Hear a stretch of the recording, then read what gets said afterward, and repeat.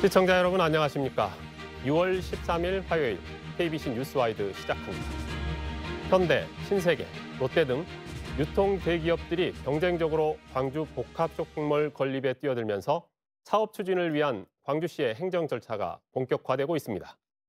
오늘 뉴스와이드에서는 광주 복합 쇼핑몰 건립 사업의 추진 상황을 점검해 보겠습니다. 보도국 이영길 기자 그리고 기우식 참여자치 21 사무처장 함께했습니다. 안녕하십니까? 안녕하세요. 안녕하십니까? 이영길 기자. 예. 일단은 그 유통 대기업 3개 중에 먼저 예. 현대백화점 그룹이 가장 먼저 뛰어들었는데 지금 여기는 어느 정도 진행된 상황인가요? 현대백화점의 사업 상황을 알기 위해서는 현대백화점이 들어설 예정인 임동 전방 일신방지 부지의 사업 개발을 알아야 합니다. 왜냐하면 현대백화점이 일신 전방의 개발 사업의 하위 개념으로 지금 들어가는 거거든요. 그래서 휴먼스 홀딩스라는 부동산 투자 개발 회사가 약 7천억 원을 들여서 전방 일신방지 부지를 사들였습니다. 그런데 이 부지 지금 현재 준공업 단지잖아요. 그러니까 이 개발 사업자들이 이 땅에 지을 수 있는 것은 공장뿐이 없습니다. 그런데 이 부지를 바꿔서 용도를 바꿔서 아파트도 짓고 상업시설도 짓겠다 해서 지금 현재 사업을 추진하고 있고요. 이 상업시설의 핵심 시설이 바로 더현대 광주가 되는 겁니다.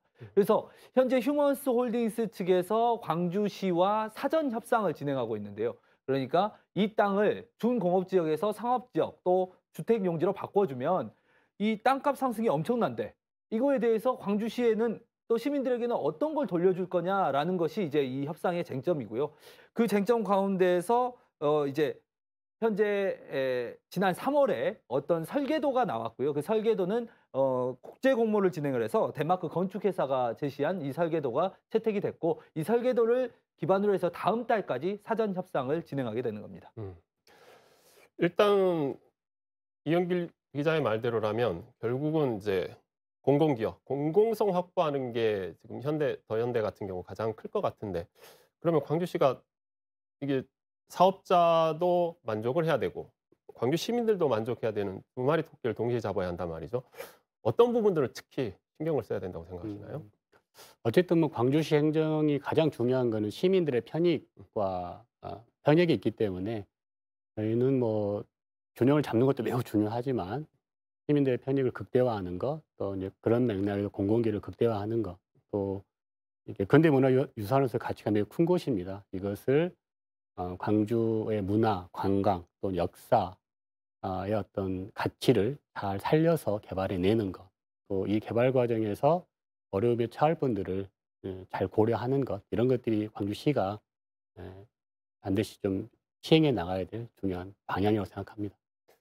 우리 유식 처장님께서는 이제 그 공간이 가진 근대 역사 문화 공간으로서 이게 단지 보존이 아니라 그런 것들을 개발을 통해서 관광 자원화도 충분히 할 수 있다라고 생각을 하시는가요? 어떻습니까? 그렇습니다. 그러니까 그 공간 자체가 이제 일제 강점기에서부터 좀 그 광주의 근대 그리고 심지어 5.18 역사 일부까지를 포함하고 있는 공간이고요. 그래서 그런 어려움 속에서도 이제 자식을 키우고 또 가족들을 돌봤던 여성 노동자의 삶의 애환이 있는 곳이어서 굉장히 역사 문화적으로 가치가 있고 이것이 이야기화되는 것, 이것이 또 우리 문화의 중요한 요소로 오는 것이 우리 광주 시민들뿐만 아니라 많은 분들에게도 하나의 즐길거리 또 볼거리가 될 수 있다고 생각합니다. 그러니까 복합 쇼핑몰의 이 복합이라는 부분에 있어서 충분히 우리가 보존해야 될 가치가 있는 것들이라고 생각을 하시는 네, 거잖아요. 그렇습니다. 그러면 이제 이영길 기자, 우리가 신세계 프로퍼티가 하고 있는 스타필드 쇼핑몰, 지금 거기는 어느 정도 되고 있어요? 사실상 멈춰 있습니다. 그러니까 신세계 프로퍼티에서 추진하는 스타필드, 그랜드 스타필드라는 계획이 작년 8월에 발표가 됐습니다. 이 그랜드 스타필드 하면 이 어등산 일대에 약 16만 평 규모의 2박 3일 정도는 쇼핑하고 즐기고 쉬어갈 수 있는 공간으로 만들겠다는 거고 그러다 보니까 쇼핑, 휴양, 문화예술, 액티비티, 무슨 저기 워터파크 이런 거 다 거기다 넣겠다는 거거든요. 굉장히 큰 계획이었고 그런데 어쨌든 이 어등산 관광단지 개발이 광주도시공사가 제3자 공모 방식 그러니까 신세계 프로퍼티에만 이 기회를 주는 것은 특혜가 될 수 있으니까 신세계 프로퍼티가 일단 개발 계획을 가져오면 그걸 가지고 이대로 개발해 볼 다른 사업 주체가 있으면은 같이 참여를 해보자 하는 그 제3자 공모 방식을 채택을 했고요. 그 제3자 공모가 아마 이제 8월쯤부터 시작이 될 겁니다. 이제 시작이 되면 광주 신세계 프로퍼티, 아니, 신세계 프로퍼티뿐만 아니라 뭐 롯데라든지 다른 대기업들도 참여할 수 있는 기회는 있는 상황입니다. 그러면 지금 어등산 같은 경우는 모두에게 열려 있는 상태라는 거죠. 지금으로서는 그렇습니다. 그러니까 그러면 신세계 프로퍼티가 멈춰 있다라고 볼 수도 없겠네요, 사실은. 그런데 이게 미묘한 차이가 있는데요. 광주 신세계도 사실은 지금 현재 도시계획위원회에 사전 협상을 진행했을 뿐이거든요. 근데 사전 협상을 진행하는 과정에서 광주 신세계는 계속해서 시민사회단체라든지 주변의 상권이라든지 광주시라든지 언론이라든지 만나면서 계속 우호적인 여론을 조성해 가는 중입니다. 왜냐하면 그만큼 광주 신세계의 이 백화점 확장이 중요한 사업이기 때문이죠. 신세계 프로퍼티 입장에서도 마찬가지일 겁니다. 1조 원 가까운 사업비를 들여서 어등산에 개발을 한다고 하는데 프로퍼티가 물론 유통 대기업이긴 하지만 1조 원이라면 상당한 규모인데 지난 한 10개월 동안 전혀 지역사회와의 소통도 없습니다. 그래서 제가 도시공사에 한번 물어봤어요. 신세계 프로퍼티가 계속 소통은 하고 있냐. 그랬더니 실무진 단계에서 좀 전화통화 이런 거는 좀 하고 있다고 하는데 사실은 1조 원 정도 되는 규모를 투자한다는 사업 주체가 실무진 수준에서 전화통화? 이거보다는 훨씬 더 적극적인 모습이 또 사업 검토가 있어야 되지 않나. 라는 것이 사실 지역사회의 여론입니다. 그러니까 지금 이제 신세계 같은 경우는 두 가지인 거잖아요. 그렇죠. 투트랙. 지금 네. 가지고 있는 광주 신세계를 확장하는 거 하나 하고 그리고 저희가 이야기했던 어등산에 뭐 신세계 프로퍼티가 이야기한 그랜드 스타필드를 예. 하는 거 하고. 근데 이제 두 개가 동시에 가는 게 아니라 뭐 아까 이야기했던 제3자 공모라는 게 있습니다만은 그것 때문이든 어쨌든 거기는 아예 멈춰 있는 상태고 반면 이 기존에 있는 신세계 백화점을 광주 신세계 백화점을 확장하는 부분에 있어서는 굉장히 발빠르게 예. 움직이고 있다. 예. 이런 말인 거죠. 예. 그러면 그들의 입장에서는 아까 잠깐 나왔습니다만 서로 다 별개 회사니까 이름은 같은 신세계라는 이름을 쓰지만 그것도 어느 부분 이해 가능한 거 아닐까요? 자, 별개 회사라면 그럼 발표도 별개로 했어야 되지 않을까요? 그러니까 이런 의문들이 가능할 것 같아요. 별개 회사였다면 광주 신세계의 백화점 확장 계획도 따로 발표를 하고 프로퍼티의 스타필드도 따로 발표를 했어야 맞는데 발표는 같이 했어요. 왜냐하면 저희가 그때 당시 지금도 마찬가지지만 광주 시민들이 복합 쇼핑몰을 원하고 있습니다. 그래서 우리가 소상공인들 피해도 어느 정도 감안하고 또 광주시가 어떤 개발 특혜도 어느 정도 주고 대신 멋진 복합 쇼핑몰 좀 지어달라 하니까 스타필드를 들고 나온 거 아니겠습니까? 저희 시민들이 원하는 것은 백화점 확장은 아니죠. 어떤 복합 쇼핑몰이었죠.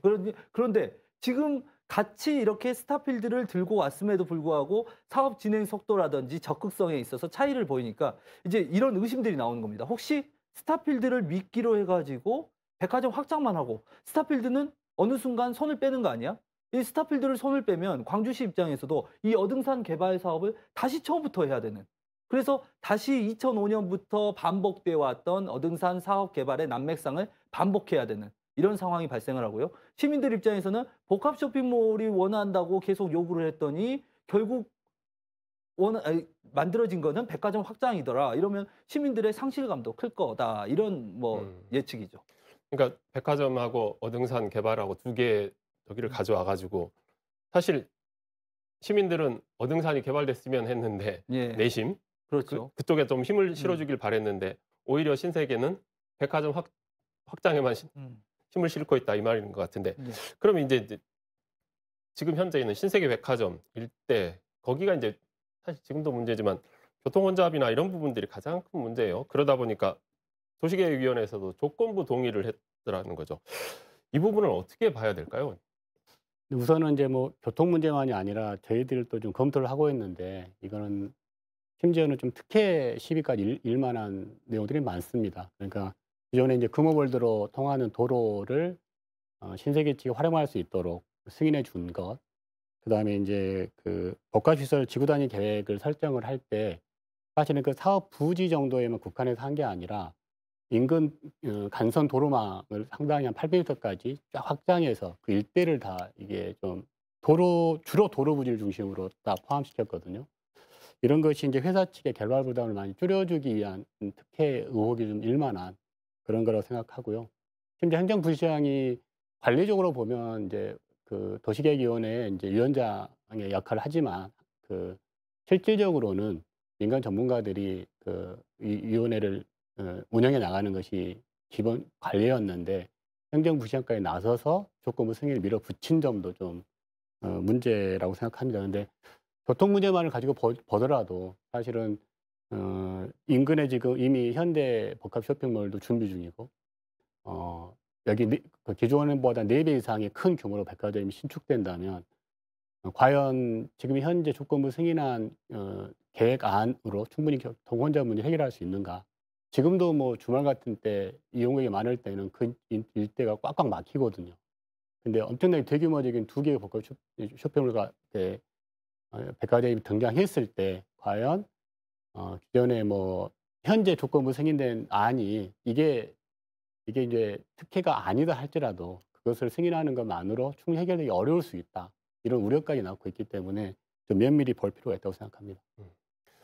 이제 우리 처장님이 2개의 백화점 이야기를 하셨는데 어찌 보면 그 강주천을 사이에 두고 양쪽에서 서로 만약에 지어진다면 예. 서로 볼 수 있을 거 아니에요. 그 정도로 예. 가깝잖아요.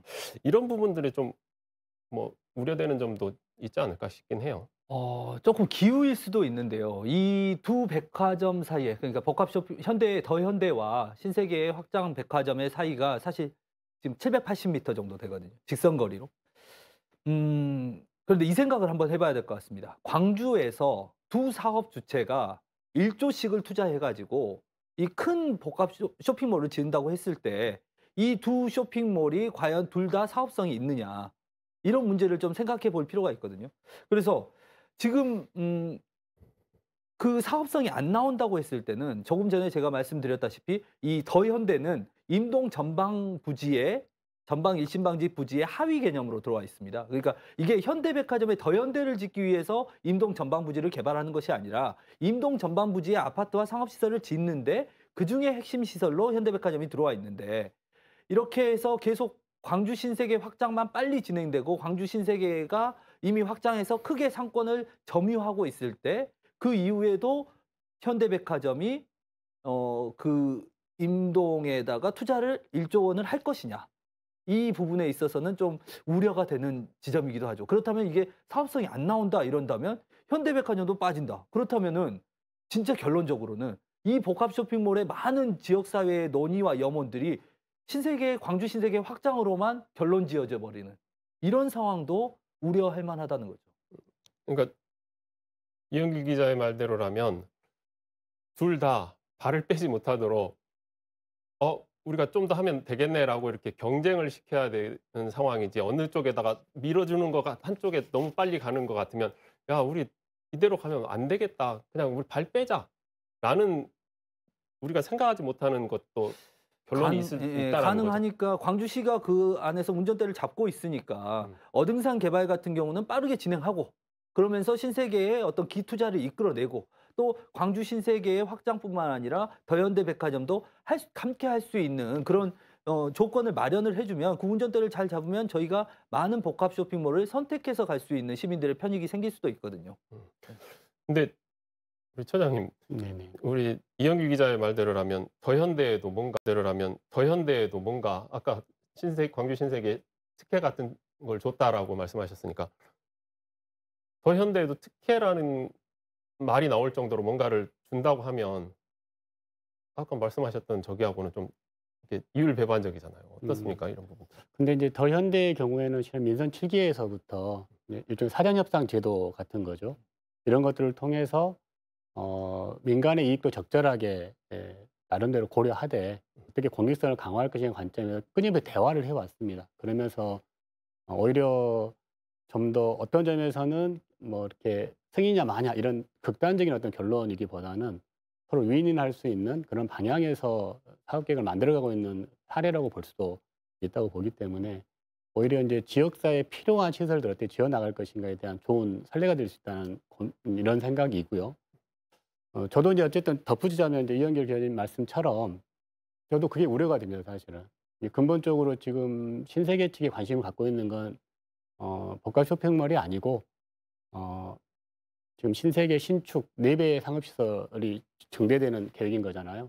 그것에만 관심이 있지 않나. 근데 정말 우려가 돼요. 4배 정도의 기존의 시설보다 4배 정도로 규모가 커지게 되고 이런 상태에서 현대 같은 경우 수익성 모델에서 좀 이 두 가지가 동시에 있을 경우에 '아 수익이 될까?'라는 이 판단을 하게 되고 현대보다 신세계가 먼저 이 신축 계획안이 추진되어 버리게 된다면 현대가 정말로 적극적으로 복합 쇼핑몰 추진 의사를 밝혀올 것인가에 대해서 좀 우려가 되는 바들이 있고요. 그래서 이제 애초에 정말 복합 쇼핑몰이 시민들이 염원했던 그런 시설이라면 그것에 우선 집중하는 것이 광주시 행정에 더 올바른 집중 방향이라고 저는 생각하고 있습니다. 그러니까 처장님 말씀은 신세계하고 현대 그 어느 쪽에도 기울이지 않게 잘 줄타기를 하면서 양쪽 모두 끝까지 광주의 복합 쇼핑몰이 완성될 때까지 남아 있게 할 수 있는 방안들이 좀 필요하다 이 말씀이신 거죠? 그렇죠. 근데 네. 오히려 이게 왜곡될 가능성이 지금 현재 그 행정이 보여주고 있는 행정의 방향으로 보면 정말 시민들이 원하는 시설들은 오히려 유치되기 어려운 거 아닌가 하는 정말 의심이 드는 상황이 아닌가 요즘에 그렇게 보고 있습니다. 네. 이 신세계그룹은 기존 백화점 확장은 저희 봤듯이 빠르게 행정정찰을 밟아 나가는 반면에 어등산 스타필드 건립은 지금 사업 계획서 제출 이후 별다른 움직임이 없다는 게 문제인데요. 그러면 이 복합 쇼핑몰 추진에 의지가 있는지 의구심이 생길 수밖에 없습니다. 먼저 박성호 기자의 리포트부터 보고 좀 더 자세한 이야기 나눠보겠습니다. 지난해 8월 신세계그룹은 기존 광주 신세계백화점의 확장과 어등산 스타필드 건립 계획을 동시에 발표했습니다. 국내에서 전라 호남권을 완전히 아우를 수 있는 제대로 된 상권 규모에 맞는 메모단 쇼핑몰이 될 거라고 생각하고 있고요. 발표는 같은 날 이루어졌지만 10개월이 지난 지금 진행 상황은 큰 차이를 보이고 있습니다. 백화점 확장 계획은 지난 3월 도시계획위원회를 조건부 통과한 뒤 지구단위 계획 구역 지정 절차에 들어가는 등 빠른 속도를 내고 있지만 스타필드 건립 계획은 지난해 말 광주시에 사업계획서를 제출한 이후 제자리입니다. 광주시가 다른 기업에 참여 기회를 주는 제3자 공모 방식을 택하면서 절차가 늦어진 거긴 한데 문제는 신세계 프라퍼티도 지금까지 지역사회와 별 소통 없이 침묵하고 있다는 점입니다. 유치 여론이 높은 복합 쇼핑몰을 미끼로 신세계그룹이 원하는 백화점 확장만 빠르게 진행한 뒤 발 빼는 것 아니냐는 우려가 나옵니다. 백화점 운영사인 광주신세계는 프라퍼티 측과 발표는 함께 할 수 있지만 실제 사업 추진에 대해서는 별개 회사라며 선을 긋고 있습니다. 푸드레이고 하는 부분은 당연히 발표를 할 수는 있겠지만 푸드레이고 한다고 해서 같이 합쳐서 하는 거는 아니거든요. 백화점, 복합 쇼핑몰 둘 다 짓겠다는 발표를 손잡고 한 지 10개월이 지난 지금에 와서는 전혀 다른 별개의 회사임을 강조하는 신세계그룹. 백화점 확장을 위해 스타필드 건립이라는 미끼 상품을 던진 것은 아닌지 의구심이 커지고 있습니다. KBC 박성호입니다. 네, 우리 박성호 기자 리포트 봤듯이 소장님 저희가 솔직히 이제 뭐 스타필드의 문제가 아니라 저희가 있는 어등산 관광단지 개발 사업의 문제인 거죠. 이게 너무 오랫동안 계속 표류하다 보니 말은 계속 있지만 또 무너지고 또 넘어지고 하다 보니까 이것도 그냥 또 넘어질 거를 그냥 다른데 아까 우리 이영길 기자 말 맞다나 다른 걸 하기 위해서 그냥 말로만 하는 거 아니냐라는 우려가 생기는 것 어느 정도 이해는 되는 것 같아요. 어떻게 생각하십니까 이 부분은? 뭐 저도 그런 의혹을 강하게 가지고 있고요. 그 점에서 아까도 좀 이야기했지만 행정이 복합 쇼핑몰 문제에 집중했으면 좋겠다. 그것이 먼저다. 이것을 분명히 했으면 좋겠고요. 가령 그 과정에서 이제 광주에 뭐 다수의 복합 쇼핑몰이 들어서는 것은 이제 문제가 있어서 개수를 제한해야 된다고 할 때 가령 이 경우에 전일반이 먼저 된다면 그때는 이제 어등산에 좋은 계획이 있다 할지도 안 될 수도 있는 거죠.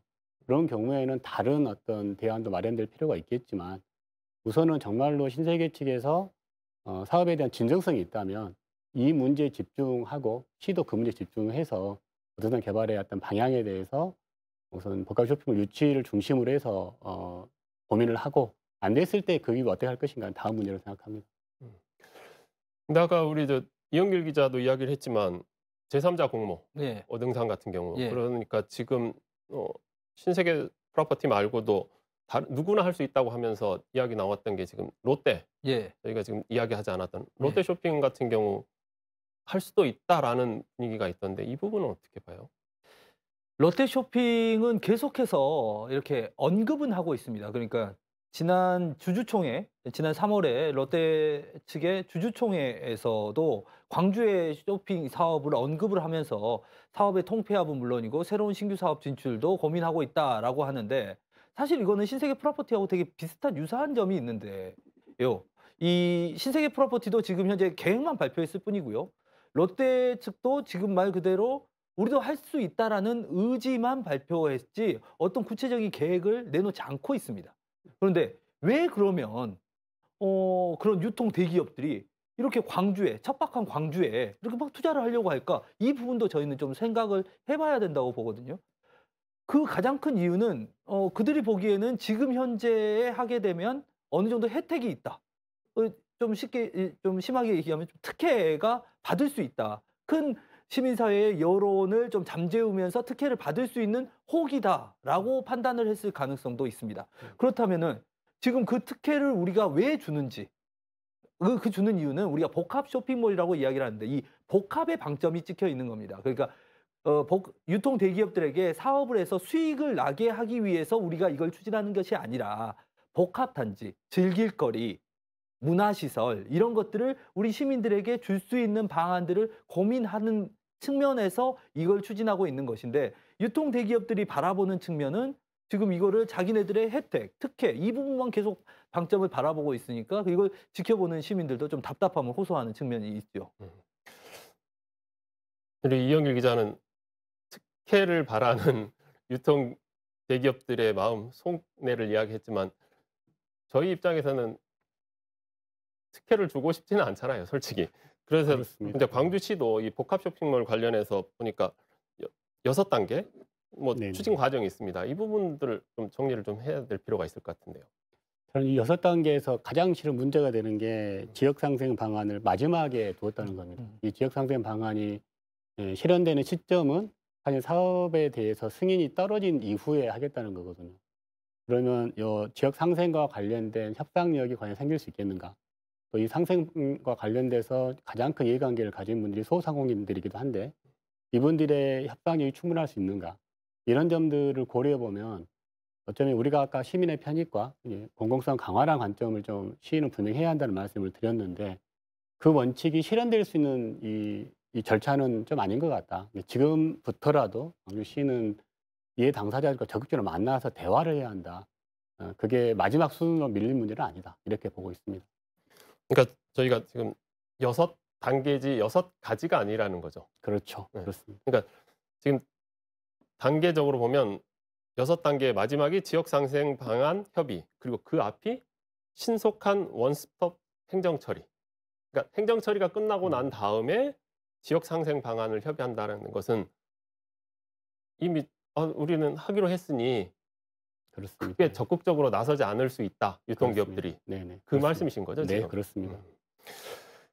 그러면 이제 예. 6단계 마지막이 지역상생 방안이에요. 예. 이제 우려를 나타내셨던 부분이 복합 쇼핑몰 그리고 중소상인들의 생존권 문제를 했는데 어떤 부분 대책이 좀 필요할까요? 안정대책이라면. 그러니까 지금 가장 중요한 순간이거든요. 왜냐하면 광주 신세계 백화점 확장을 위한 지구단위 계획 변경을 위한 의견 수렴을 받고 있는데요. 이 의견 수렴이 끝나면 공동위원회라는 것이 개최가 됩니다. 근데 이 6단계 중에 가장 중요한 것이 공동위원회예요. 공동위원회가 통과가 되면 교통영향평가, 환경영향평가 뭐 받게 돼 있지만 상생협의 뭐 다 하게 돼 있지만 사실 이거는 좀 요식행위가 될 수도 있거든요. 그러니까 가장 중요한 결정 단계를 광주 신세계가 앞두고 있는데 광주 신세계 확장은 이렇게 앞서 나가고 있는데 어등산을 바라봤더니 어등산은 아직 공모가 시작도 안 됐네. 더현대를 바라봤더니 더현대는 현대백화점에 아직 땅도 아직 안 산 상태입니다. 그 상업지구 변경이 안 됐으니까요. 땅도 안 산 상태네. 이러니까 똑같은 지금 앞서 이야기한 대로 이런 우려들이 나오는 거고 지금이라도 광주시가 현재 의견 수렴을 받고 있는 중이니까 16일까지 받거든요. 오는 16일까지 받는데 충분히 받아보고 좀 심사숙고해도 됩니다. 광주 신세계 확장이 그렇게 광주시에 지금 시급한 현안은 아닙니다. 그 광주 신세계에 시급한 현안이죠. 그거 우리가 좀 1, 2년 늦춘다고 해도 광주시가 늦춘다고 해도 광주 신세계가 그거 포기하지 않습니다. 그런데 스타필드는 좀 늦추면 포기할 수도 있고요. 더현대도 포기할 가능성도 있습니다. 그래서 광주시가 그 부분을 지금 가장 좀 중점적으로 봐야 하고 신경 써야 될 부분이다. 이렇게 생각이 듭니다. 우리 유식 처장님께서는 광주시가 중소상공인들의 생존권 보호하기 위해서 어떤 부분을 좀 신경 써야 된다고 생각을 하시나요? 저는 구체적인 대안을 뭐 이렇게 나열하기보다는 가장 중요한 건 그들과 만나는 겁니다. 지금 그들과 대화가 전혀 없어요. 심지어는 여러 번에 걸쳐서 대화를 요청했지만 다 묵살되고 있고요. 이거는 정말 제가 한 토론에서 그 말씀까지 드렸는데 소상공인들을 2등 시민 취급하는 겁니다. 지금부터라도 적극적으로 만나서 대화하면서 어떤 어려움이 있는지 또 어떻게 해결이 갈지에 대해서 지혜를 모아가는 것이 결국 대책을 만들어내는 과정이라고 생각합니다. 그리고 좀 이분들이 지금 가장 많이 요구하고 있는 게 좀 선제적으로 광주시가 상권영향 평가를 해달라. 우리도 무조건 뭔가에 대해서 이러저러 안을 요구하기도 어려우니 상권영향 평가를 통해서 정말 객관적으로 어떤 이해관계가 있을 수 있을지에 대해서 판단하게 해달라는 요구를 계속 하고 있거든요. 그러니까 안 하고 있거든요. 정말 누가 지금 이 문제를 왜곡되게 풀고 있는지 다시 한번 생각해 볼 만한 문제가 아닌가 그렇게 생각하고 있습니다. 네, 말씀하신 대로 1등 광주에 2등 시민이 없도록 좀 광주시가 조금 더 배려하고 하는 시간들이 필요할 것 같습니다. 오늘 두 분과의 이야기는 여기까지 듣겠습니다. 함께해 주셔서 감사합니다. 고맙습니다.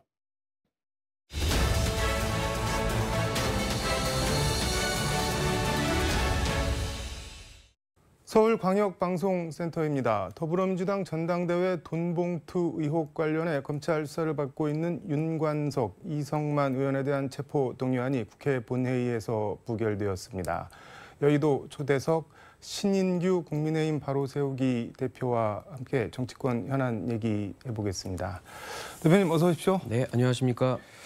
일단 어제 부결 얘기부터 해보겠습니다. 지금 윤관석, 이성만 두 의원 체포동의안이 부결이 됐는데 어떻게 보셨나요? 민주당 입장에서는 한동훈 장관의 도발 때문이다 내지는 정권 차원에서의 무리한 수사다라고 주장을 하고는 있습니다만은 아무래도 지금 국민들의 눈높이에서는 전당대회에서 돈봉투가 어쨌든 뿌려졌다라는 지금 혐의를 받고 의혹이 지금 제기된 상태 아니겠습니까? 네. 그런 상황에서 국회의원이 헌법에 규정된 특권이라고 할 수 있는 이제 불체포 특권을 좀 남용했다라는 여론이 많은 것 같아서요. 네. 지금 민주당이 상당한 좀 비판에 지금 직면해 있다 저는 이렇게 봅니다. 이게 표를 보면은 이재명 대표 체포동의안 부결 때는 체포동의안 안 된다가 138표밖에 안 나왔는데 어제는 윤관석 의원 경우는 145표, 이성만 의원 같은 경우는 155표 이렇게 훨씬 더 높게 나왔습니다. 말씀하신 대로 이게 딴 것도 아니고 돈봉투 어떻게 보면 부패 사건인데 이렇게 반대표가 더 많이 나온 거 이거 어떻게 봐야 될까요? 그러니까 우선은 한동훈 장관이 어제 본회의에서 네. 체포동의안을 요청해 달라라는 이제 그런 대정부 이제 네. 정부를 대신해서 이제 국회의원들 앞에서 설명하는 기회가 있는데요. 그 당시에 이제 좀 상당히 법무부 장관으로서는 좀 무리한 듯한 그런 발언도 했습니다. 네. 그렇기 때문에 여러 민주당 의원들이 감정적으로 좀 동요가 돼서 네. 조금 더 많은 이제 부표를 던진 걸로는 보여지는데요. 네. 근데 이런 식으로 민주당 의원들에 대해서 이제 불체포 특권을 남용하는 거에 대한 비판은 피할 길이 없는 것 같고요. 또 하나는 국민의힘 소속인 하용재 의원에 대해서는 네. 또 체포동의안이 가결이 되면서 네. 이런 좀 내로남불적인 스탠스에 대해서는 국민들의 비판이 매우 거세다. 저는 이렇게 보고 있습니다. 근데 민주당도 말씀하신 내로남불, 제 식구 감싸기, 방탄, 철갑 이런 얘기 나올지 분명히 알았을 텐데 의원들이 그런 판단을 못할 사람들도 아니고 그럼에도 이렇게 부결을 시켜버린 것. 다른 이유가 더 있지 않을까요? 가령 검찰 수사가 아무리 봐도 우리가 봐도 너무한다. 그런 비판을 감수하고라도 이거는 부결시켜야 된다. 그렇게 생각했다든지 그런 거는 없을까요? 근데 저는 민주당이 지금 네. 전체적으로 당의 전략도 없고 또 정무적인 판단도 저는 지금 상당히 떨어진다고 봅니다. 아무래도 네. 당대표의 그런 사법 리스크 때문에 민주당이 이번에 이런 국민적 비판을 알면서도 굳이 체포동의안을 부결시킨 이유는 곧 있으면 이재명 대표에 대한 이제 체포동의안이 올 것이 예상되지 않습니까? 이제 그것을 미리 네. 대비한 사전 포석 아니냐, 좀 이런 생각이 들고요. 네. 아무래도 이제 한동훈 장관이 민주당 의원들 전체에 대해서 수사를 확대할 가능성, 이제 이걸 조기에 좀 차단하기 위한 거. 그리고 또 마지막으로는 지금 민주당은 국민들을 보고 오히려 여론의 힘을 힘입어서 정치를 해야 되는데 네. 지금 민주당은 한동훈 장관만 보고 있는 것 같고요. 또 반대로 한동훈 장관은 국민을 바라보지 않고 또 민주당만 바라보고 지금 국정을 운영하는 것 같아 보여서 좀 국민들이 매우 불안해하고 계신다, 저는 이렇게 봅니다. 민주당과 한동훈 장관이 적대적 공생 뭐 그런 걸 하고 있다는 말씀인 건가요? 뭐 과거에는 윤석열 대통령과 이재명 대표가 그런 뭐 역대 뭐 최악의 대선이다 이런 네. 평가를 받으면서 대선을 치러 왔는데 지금은 윤석열 이재명 대결 구도에서 좀 벗어나서 이제는 민주당 전체와 또 한동훈 장관의 이런 대립 구도로 가는 거 아니냐라는 생각이 드는데요. 뭐 그 본질은 저는 뭐 네. 유사하다, 저는 이렇게 봅니다. 네, 어제 이제 체포 동의 요청 이유 설명을 하면서 한동훈 장관이 여기 돈 봉투 받은 것으로 지목된 의원이 20명이나 있는데 이 사람들이 표결에 참여하는 게 공정하냐 이렇게 얘기를 했고 결과적으로 부결이 됐는데 조홍천 의원 같은 경우는 오늘 라디오 인터뷰에서 한동훈 장관이 의도적으로 도발했다, 이게 불 질렀다, 그래서 성공했다 결과적으로 이렇게 총평을 하던데 그렇게 해서 한동훈 장관이 불을 질러서 얻을 수 있는 게 뭐가 있을까요? 그러면은 뭐 한동훈 장관은 나름대로의 정치적 존재감을 부각시킬 수가 있을 것이고요. 네. 저는 무엇보다 한동훈 장관의 그런 도발적인 태도, 뭐 국무위원으로서 적합하지 않은 부분들 저는 충분히 비판할 수 있다고 보는데 네. 더 중요한 것은 한동훈 장관이 도발을 했다 치더라도 그 도발에 넘어가서 국민적 비판을 받고 있는 민주당은 얼마나 참 실력이 없고 허약하냐, 이 부분에 대해서 저는 반성이 필요하다, 이렇게 일단은 보고요. 네. 우선 한동훈 장관 이야기가 나왔으니까 좀 말씀드리자면은 법무부 장관은 검사는 아닙니다. 네. 법무부 장관이 수사도 할 수도 없는 입장이고 저런 식의 국회에 와서 마치 피의 사실을 공표하듯이 저렇게 말하는 것은 매우 부적절하다, 저는 이렇게 보거든요. 그래서 사실은 법무부 장관으로서 책무를 못하고 있다는 평가를 피하기는 어렵고 또 하나는 네. 헌법의 27조에 보면 무죄 추정의 원칙이 있습니다. 한동훈 장관이 검사 생활도 오래 하셨고 무죄 추정 원칙을 모르시겠습니까? 알면서도 무죄 추정 원칙을 무시하고 그런 식으로 마치 범죄 집단 다루듯이 말을 했다라는 것은 저는 국무위원으로서 올바른 태도가 아니고 국민들의 비판을 받게 마땅했다, 저는 이렇게 봅니다. 한동훈 장관이 이른바 자기 광 내느라 검찰 수사를 조금 더 안 좋게 했다 이렇게 평가를 하던데 동의를 하시나요, 그러면? 글쎄요, 저는 한동훈 장관이 민주당과 거의 전면전을 하고 있지 않습니까? 거의 뭐 일대 다루 싸우는 듯한 이런 모습인데 네. 뭐 본인이 전투력도 입증이 되고 여러 가지 역량을 뭐 칭찬하는 분도 계시겠습니다만은 저는 앞으로 이게 이 정권에도 굉장한 영향을 줄 거라고 봅니다. 뭐 부정적인 영향인데요. 예를 들면 이 수사의 균형과 편향성에 대한 시비는 끊이지 않을 것이다라는 게 생각이 들고요. 지금은 뭐 전혀 권력과 친분이 있는 쪽에 대해서는 수사를 안 하고 오히려 민주당에 대해서만 저렇게 전면전식으로 한다는 것은 다른 이재명 대표 수사나 정말로 필요한 이 정권이 해야 될 수사들이 있거든요. 전 여기에 대해서도 오히려 공정성 시비에 휘말리면서 더 정권이 힘들어질 수 있다, 전 이런 우려도 가지고 있습니다. 어제 부결이 된 뒤에 한동훈 장관이 민주당이 제 말 듣고 욱해서 범죄자를 옹호한 꼴이 됐다, 구차한 변명이다, 뭐 이렇게 얘기를 하던데 그럼 이런 평가도 굳이 할 필요가 없었다는 말씀인가요? 어떻게 되나요? 저는 우선적으로 지금 이 사건들이 한 개인에게는 사법적으로 평가를 받아야 되는, 그러니까 재판을 받아야 되는 네. 사안들 아니겠습니까? 그렇다면 검찰권을 관장하는 법무부 장관으로서는 네. 해야 될 말과 하지 말아야 될 말, 저는 그 선이 있다고 보는데요. 어제 한동훈 장관이 백브리핑 과정에서 계속 그 민주당에 대한 네. 정치적 공세 이런 것들을 했다라는 것은 본인이 집행하는 이 검찰권의 공정성에 대해서 당연히 시비를 붙일 수밖에 없는 부분이기 때문에 저는 매우 불필요한 말을 지금 많이 하고 있다, 저는 이렇게 봅니다. 한동훈 장관이 도발을 했든 뭘 했든 어쨌든 부결을 시킨 거는 민주당이 정무적 판단이 떨어지고 결과적으로 큰 실수를 한 거다, 이렇게는 보시는 거네요. 그러니까 저는 뭐 책임을 따지자면은 네. 전 민주당이 일차적인 책임이 있다. 결국 헌법에 규정된 불체포 특권이라고 네. 하는 특권을 남용했고 또 이재명 대표가 약속했던 대선 기간 동안에 불체포 특권을 폐지하겠다라고 했던 약속을 어겨버린 거거든요. 네. 그래서 전 이 부분은 비판을 피할 길은 없고요. 한동훈 장관은 2차적 책임은 있죠. 이제 국무위원으로서 이제 네. 처신이 올바르지 않다라는 비판을 저는 강하게 받아야 된다고 보는데 민주당이 체포동의안을 가결을 시키고 그러고 나서 한동훈 장관의 행태에 대해서 비판 비판했더라면은 오히려 민주당의 메시지에는 힘이 실렸을 겁니다. 그리고 한동훈 장관이 더 큰 국민적 비판을 받았을 텐데 네. 오히려 민주당이 본인들의 도리를 안 함으로써 그 비판의 정당성을 많이 희석시킨 측면이 있다. 오히려 자초한 면이 있다. 저는 이렇게 봅니다. 어제 서울행정법원에서 한상혁 방통위원장 면직 집행정지 신문이 열렸는데 한상혁 위원장 측은 회복할 수 없는 피해다. 이거 집행정지 받아줘야 된다라고 했고 정부 측에서는 무슨 뭐 회복할 수 없는 피해냐, 뭐 월급 2달 정도 못 받는 거밖에 더 있냐, 뭐 이렇게 맞섰던데 변호사시잖아요. 어떻게 보시나요, 이거?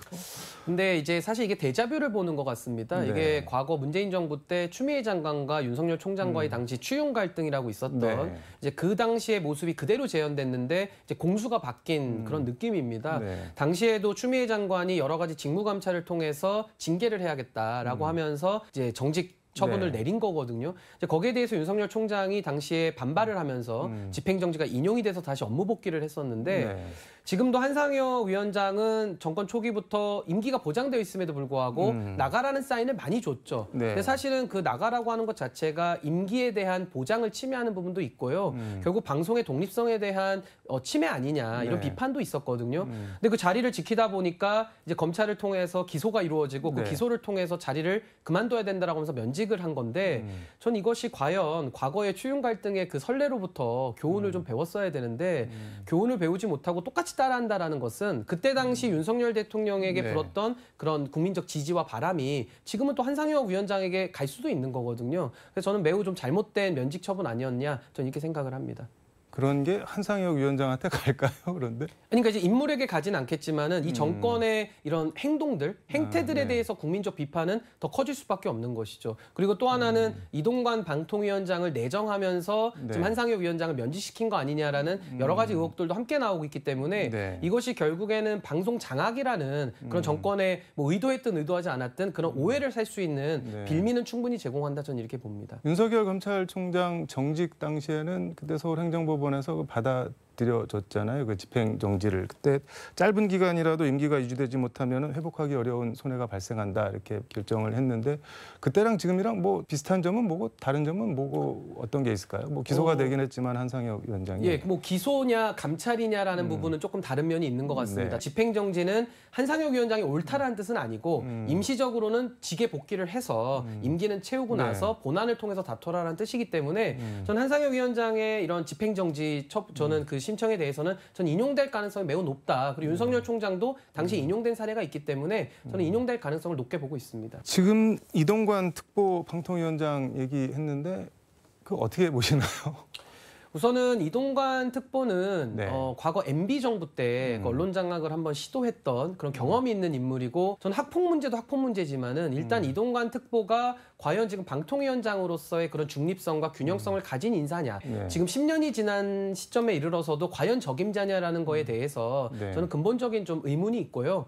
아까 말씀드린 대로 그런 아들 문제 거기에 대해서 당시 청와대에 근무하면서 뭐 학교에 전화를 했다라든지 네. 고위직으로서 합당하지 않은 처신들 한 게 좀 나온 게 있거든요. 전 이런 것들이 국민들의 정서에도 저는 용납이 되지 않을 것이다. 그럼에도 불구하고 정권이 임명한다고 하면은 저는 그 정무적인 그런 부담은 막중하게 안아야 될 것이다. 저는 이렇게 봅니다. 그런 논란, 지적 이런 것들이 많음에도 불구하고 말씀하신 대로 임명을 하려는 이유는 그럼 뭐 어떻게 봐야 될까요? 뭐 아무래도 지금 정치가 무너졌다라는 평가가 많지 않습니까? 네. 여야가 대화가 실종됐고요.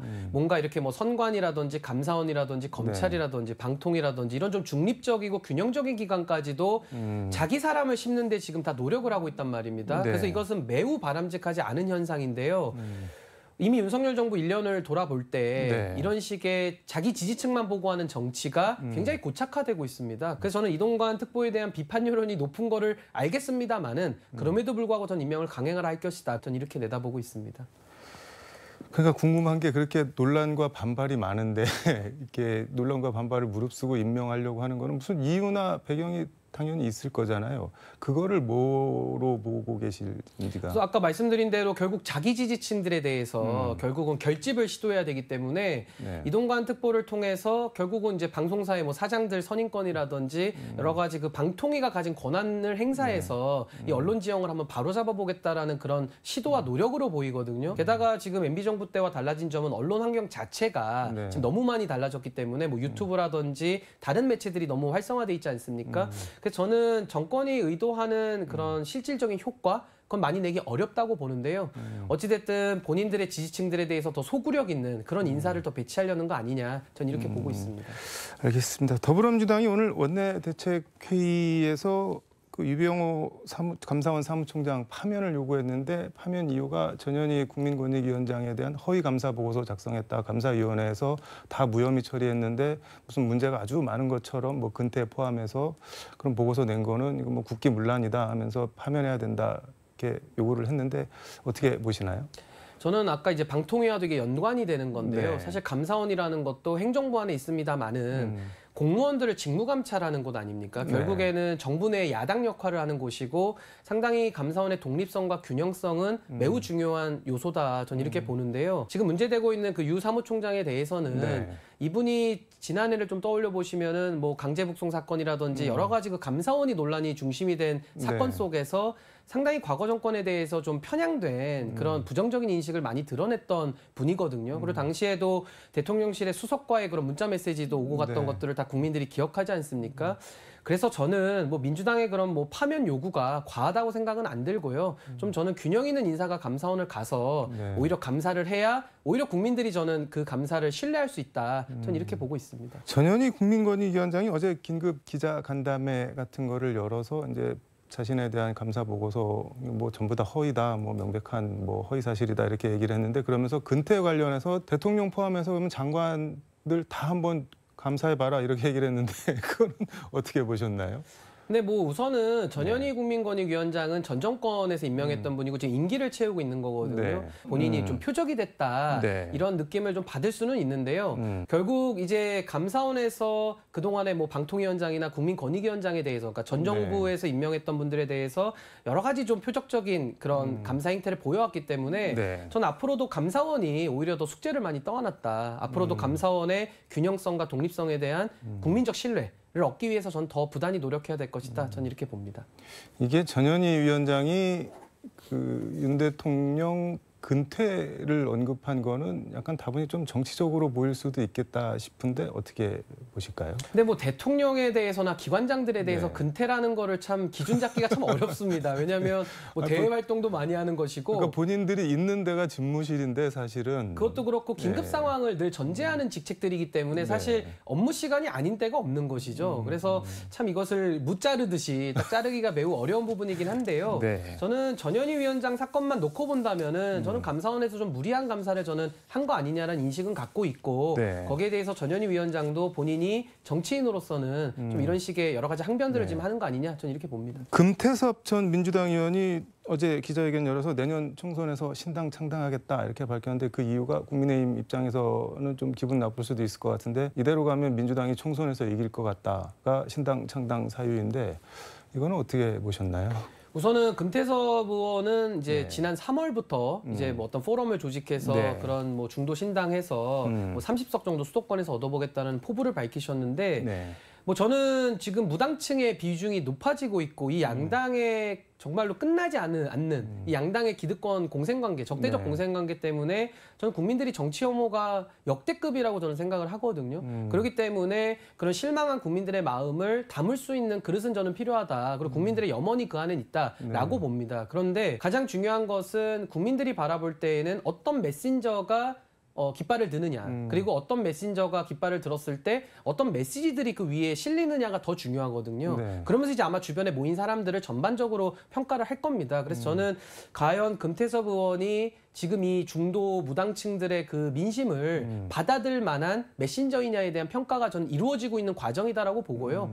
이제 그 과정 속에서 지금 뭐 여러 가지 신당들에 대한 움직임들이 나오는 걸로 보여서 저는 조금은 판단을 좀 보류하고 좀 지켜봐야 될 것 같다 이런 생각을 가지고 있습니다. 이게 뭐 여러 신당이라고 말씀을 하셨는데 지금 광주 지역구 양양자 무소속 의원도 신당 창당한다 그러고 TK 지역에서는 유병아 변호사, 뭐 최경환 전 경제부총리 등등해서 TK 신당 얘기도 나오고 이런 것들이 뭐 얘기는 많이 나오는데 그냥 도전은 다 누구나 할 수 있고 누구에게나 열려있는 기회지만은 결국 국민들의 마음을 얻어야 되는 일 아니겠습니까? 그래서 저는 뭐 지금은 이제 시작 단계이기 때문에 네. 전 국민들이 다양하게 지금 평가하고 계실 것이다. 저는 이렇게 봅니다.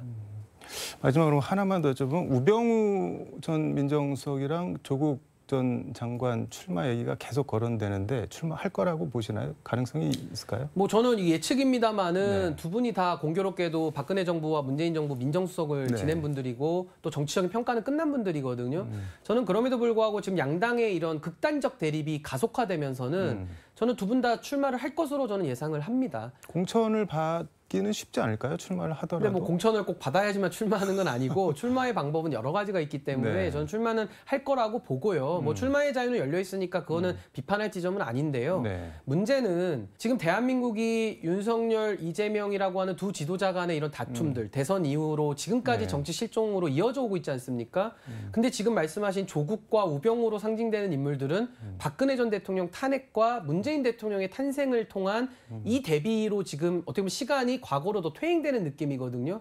그렇다면 이것이 본인들의 정치적 자유는 있습니다만은 그것이 과연 한국 정치나 한국 사회에 도움이 되느냐? 저는 전혀 도움이 되지 않는다고 보고요. 만약에 두 분 중에 어느 한 분만 출마하실지는 모르겠습니다만은 출마하는 쪽에서 저는 네. 그 진영이 정치적으로 손해를 많이 볼 것이다. 전 그렇게 생각을 합니다. 이게 서로 이른바 우나땡, 조나땡 그러고 있는데 그게 맞는 말인가요? 근데 나오면은 서로 상대한테 좋은 건가요? 그러니까 지금 상대방을 도와준다라고 결론적으로는 그렇게 이해가 될 수밖에 없는 인사들이고요. 지금 시대가 2024년도를 향해 가고 있는데 다시 시계가 2016년도 겨울을 향해서 간다라는 것이 과연 국민들이 동의하실 것이냐. 그리고 우병우 전 수석 같은 경우는 국정농단 당시에 민정수석을 했고 네. 처벌을 받았습니다만은 지금 윤석열 정부가 사면을 해줬기 때문에 나오는 거 아니겠습니까? 게다가 조국 전 장관은 본인의 사법 리스크로 지금 재판을 받고 있어서 그 결과에 따라서는 출마 여부가 또 결정을 받아야 될 분이란 말이죠. 네. 그렇기 때문에 저는 국민들께서는 이미 정치적, 사법적인 판단은 이미 다 끝난 분들이다. 그럼에도 불구하고 본인들이 정치적인 생명을 연장해 보겠다고 출마하는 것은 그럼 본인의 자유를 과도하게 남용해서 쓰는 것이지 이것이 한국 정치나 한국 사회에 전혀 도움이 되진 않는다는 점을 다시 한번 밝힙니다. 알겠습니다. 오늘 말씀은 여기까지 듣도록 하겠습니다. 고맙습니다. 네, 감사합니다. 네, 지금까지 서울광역방송센터에서 신인규 국민의힘 바로세우기 대표와 함께 전해드렸습니다.